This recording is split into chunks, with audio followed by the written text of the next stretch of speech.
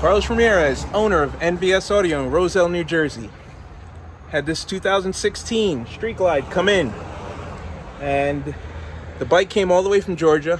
The owner of the bike had the bike built, had the audio upgrade done, and wasn't happy with the way the bike sounded. So he reached out to me, we talked for a little bit, text back and forth. So he finally brought the bike up for me to look it over. And after spending a few minutes with the bike, I realized why he wasn't happy. He was being completely reasonable. So let me show you what's going on. The bike is running all really good equipment. Brand new Hertz ST Neo, ST25s, SPL Show 165s, SPL Show Neos in the pods, SV200Ls, low frequency mid-bass drivers from Hertz. He's running 4 of them. So this bike should sound good. The bass should be nice and loud. Then I start seeing stuff like this. Quick disconnects, should have been soldered. Then this pissed me off. So instead of running the wire through the bottom of the bag, you notch a groove in the bag for the wire. What kind of laziness is that? Then we played that bike for him, which only has 2/8 for bass versus his 4, and the bass on this one was louder. This whole bike in general was louder. So we went to the front. We realized what the problem is. We're not selling him any speakers. His speakers are fine. We're not swapping out the Hertz. There's nothing wrong with the equipment on this bike. This is the issue. This is a really, really good amplifier. This is JL Audio's 6-channel, 600-watt amp. Really good amp. I like this amp, but not the right amp for this application. There's a few problems. So Rockford DSR1 DSP, like it. I checked, the radio has not been flashed, but look at the cheap wiring that they're using. Cheap RCAs, problem number 1. Then I'm looking to see how the amplifier is configured, so I went on JL Audio's website, and they want 4 gauge. This is not 4 gauge, this is 8 gauge. No problem, we can look past that. This part we cannot look past.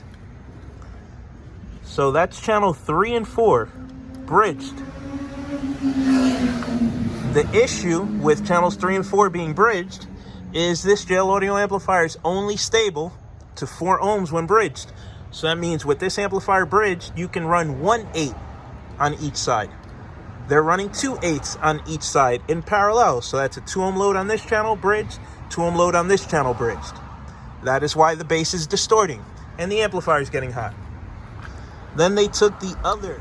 So they took the 2 tweeters and the 4 6-inch drivers. They ran 3 on this channel and 3 on this channel.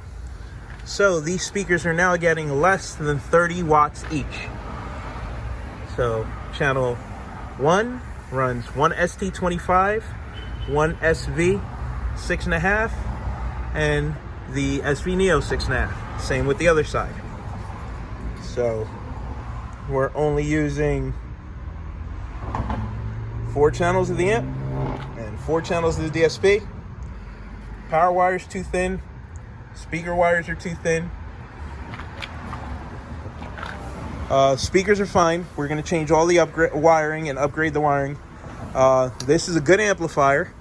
This is the JL Audio XD 600/6. It's just the wrong amplifier for this application. They sold him the wrong amplifier. They installed it improperly because they would need something that can handle a 2 ohm load per side.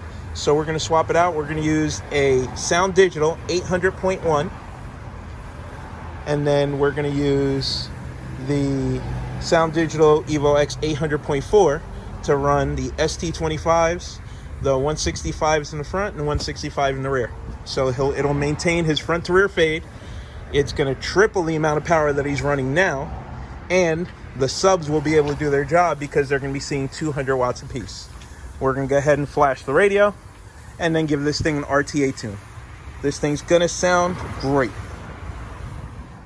If you were wondering how we're going to wire the mid-bass drivers to the 800.1, we're going to use an 800.1 4 ohm version.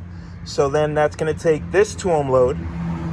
We're going to wire it in series with this 2 ohm load, which is going to give us a 4 ohm load, and the 800.1 4 ohm does 800 watts RMS into one channel, so each of the 8s will see 200 watts apiece. These are really good woofers. I like these woofers, so we're not changing them. But the reason the bass didn't sound right is because they did this. You guys know I don't like this. So if you're gonna do it, either cut the diamond shape out, like the American Hardbag kit, which allows you way more air to pass through, or just cut the entire circle and then protect it in some water resistant material to keep the dirt, water, and debris off it. So we're gonna go ahead and open those up on the router table, run some real power to these things, and tune it, make it sound right.